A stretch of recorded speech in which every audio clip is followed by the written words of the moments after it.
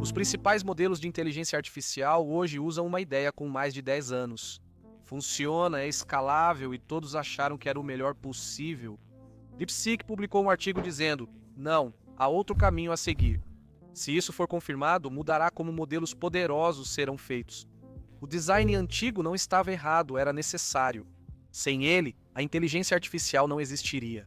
Mas isso tinha um custo. Mantinha os modelos estáveis, mas limitava a informação que podiam mover internamente. Para entender o que o DeepSeek fez, é preciso conhecer um problema comum em modelos de inteligência artificial maiores. Grandes modelos de linguagem têm camadas. Um prompt entra na primeira camada, essa camada faz um pouco de trabalho, passa o resultado para a próxima camada e assim por diante até que a camada final produza uma resposta. Durante o treinamento, se a resposta estiver errada, um gradiente retorna por todas as camadas, indicando como devem se ajustar. Pesquisadores notaram anos atrás que forçar gradientes por todas as camadas pode causar problemas. Os sinais podem sumir ou explodir, por isso criaram as conexões residuais. As conexões residuais melhoraram os modelos e salvaram o deep learning de um grande obstáculo. Antes, treinar redes profundas era instável. Era possível empilhar camadas, mas após certa profundidade, o aprendizado desacelerava, os gradientes sumiam e o desempenho piorava.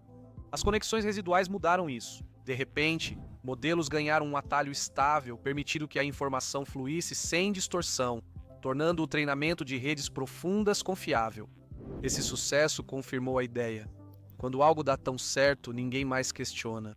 Com o tempo, conexões residuais deixaram de ser escolha de design e viraram parte da infraestrutura. Elas simplesmente passaram a ser consideradas corretas. Os desenvolvedores de modelos passaram a focar em outras coisas: melhores mecanismos de atenção, mais dados, mais parâmetros, roteamento especializado e leis de escalonamento. O fluxo de informações entre as camadas quase não mudou, pois as conexões residuais eram estáveis, previsíveis e fáceis de entender. Elas faziam exatamente o que deveriam fazer. O custo disso era sutil. A estabilidade vinha à custa da flexibilidade. A informação podia fluir facilmente, mas era forçada por um caminho estreito, passando por um único fluxo. Por anos, essa limitação não era evidente.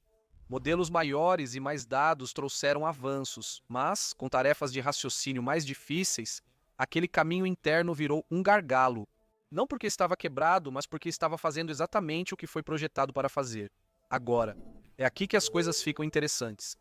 Recentemente, pesquisadores passaram a questionar: e se, em vez de vários fluxos de informação circulassem por esses atalhos simultaneamente? Mais comunicação interna, capacidade e flexibilidade resultaram nas hiperconexões. As hiperconexões ampliam o fluxo interno de dados. Em vez de um fluxo residual, há vários fluxos paralelos interagindo. Na teoria, é uma atualização limpa. O modelo tem mais espaço interno, novas formas de combinar informações e lidar com raciocínio em várias etapas. No começo, o treinamento ocorre normalmente. A perda cai e as métricas melhoram sem sinais de erro. O problema surge mais tarde, conforme o treinamento avança e aprofunda.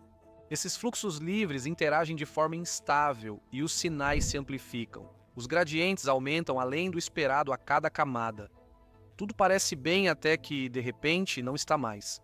As curvas de perda disparam, as normas dos gradientes explodem, o treinamento desaba abruptamente.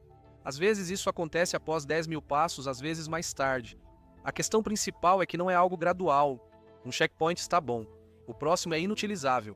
Esse tipo de falha é inaceitável, em grande escala. Treinamentos em grande escala são caros, lentos e difíceis de depurar. Arquiteturas que colapsam ao fim do treinamento são arriscadas, mesmo parecendo promissoras em testes curtos. Por isso, hiperconexões nunca viraram padrão em grandes modelos de produção. A ideia em si não estava errada, o problema era a falta de controle. Quando os fluxos se misturam livremente, a instabilidade é inevitável. DeepSeek focou justamente nessa lacuna. O novo método da DeepSeek é chamado de conexões hiperconstrangidas em variedades, ou conexões hiperconstrangidas em variedades. O nome parece difícil, mas a ideia é simples. Em vez de deixar esses fluxos internos se misturarem, no entanto, eles querem que a DeepSeek restrinja a própria mistura. A ideia é simples: fluxos trocam informações, mas o sinal deve manter força constante. Eles asseguram isso ao obrigar as matrizes a seguir regras rígidas ao misturar os fluxos residuais. Cada linha soma 1, cada coluna soma 1. Na prática, isso significa que a informação pode ser redistribuída e misturada, mas nunca amplificada ou atenuada. No geral, isso mantém o comportamento de identidade que tornou as conexões residuais estáveis desde o início. A informação circula livremente pela rede. A diferença é que agora ela também pode se mover lateralmente entre os fluxos de maneira controlada. DeepSeek usa o algoritmo Synchron-NOP para aplicar essa restrição, projetando as matrizes de mistura no politopo de Birkhoff. Esse espaço tem uma propriedade importante. Ao multiplicar as matrizes entre camadas, como ocorre no treinamento profundo, o resultado se mantém estável e o sinal não se desvia com o tempo. Por isso, o conexões hiperconstrangidas em variedades funciona onde outras abordagens falharam. A restrição não é ajustada nem aproximada. Sua estabilidade estrutural é garantida pela própria matemática e não por escolhas cuidadosas de hiperparâmetros. Com a estabilidade garantida, ampliar o fluxo residual se torna prático, não perigoso. Esse é o principal insight da DeepSeek: manter a estabilidade das conexões residuais tradicionais e obter a capacidade extra de múltiplos fluxos. É por isso que os analistas estão chamando isso de um avanço impressionante. E isso não é só teoria. Eles realmente testaram essa arquitetura em modelos reais. Treinaram modelos de linguagem com 3, 9 e 27 bilhões de parâmetros usando conexões hiperconstrangidas em variedades e depois modelos equivalentes com hiperconexões padrão. Em 8 benchmarks, os modelos conexões hiperconstrangidas em variedades tiveram desempenho superior. Os ganhos se destacaram em tarefas que exigem raciocínio, como no benchmark matemático GSM-8K. O modelo de 27 bilhões de parâmetros subiu de 467 para 538 no BBH Benchmark de raciocínio lógico. Ele foi de 438 para 51 no MMLU, que mede conhecimento geral e compreensão. A pontuação foi de 59 para 634, um salto significativo que faz diferença. Isso funciona bem porque ampliar o fluxo residual oferece ao modelo mais espaço interno para trabalhar. Não é só adicionar camadas ou parâmetros, mas mudar o fluxo de informação no modelo. Esse é um eixo diferente de escalonamento, e ele complementa os métodos usuais como adicionar mais capacidade de computação ou mais dados. Aumentar a largura dos fluxos eleva custos, mais dados na memória, mais pressão nas GPUs e treinamento mais lento. É aqui que o trabalho de engenharia da DeepSeek importa tanto quanto a matemática. Eles não apenas propuseram uma ideia teórica elegante e pararam por aí, eles reconstruíram grandes partes da pilha de treinamento. Para viabilizar, criaram kernels personalizados de GPU com Tilang para unir operações. A GPU processa mais cada bloco antes de enviá-lo de volta, evitando mover dados repetidamente na memória. Só isso já economiza muito tempo. Eles também usam recomputação seletiva em vez de armazenar toda a ativação intermediária para retropropagação. Eles recalculam valores na passagem para trás, reduzindo bastante o uso de memória de vídeo de acesso aleatório. Além disso, eles sobrepuseram cuidadosamente comunicação e computação, usando um método de agendamento chamado Dual Pipe, escondendo a transferência de dados atrás do trabalho normal de computação. O resultado dessa otimização é impressionante. A DeepSeek quadruplicou a largura do fluxo de dados interno do modelo. Mesmo assim, o tempo de treinamento só aumentou cerca de 67%. O overhead de hardware foi de cerca de 6,27%. Esse é um preço pequeno a se pagar por um aumento de 400% na capacidade interna. Isso é importante porque o acesso à memória, mais que o processamento, é um dos maiores gargalos no treinamento de inteligência artificial. As pessoas chamam isso de muro da memória. DeepSeek conseguiu superar esse obstáculo sem precisar usar quantidades absurdas de hardware para resolver o problema. Ampliando a visão, a DeepSeek já é conhecida por agir de forma diferente. Em janeiro de 2025, eles revelaram o modelo de raciocínio R1. Esse lançamento impactou a indústria de tecnologia e assustou parte do mercado de ações dos Estados Unidos da América. O R1 provou que a DeepSeek iguala modelos avançados como o O1 do ChatGPT, com custo bem menor. Analistas chamaram isso de momento Sputnik. O novo artigo parece dar sequência a essa história. Wei Sun, analista principal da Counterpoint Research, disse que isso demonstra as capacidades internas da DeepSeek.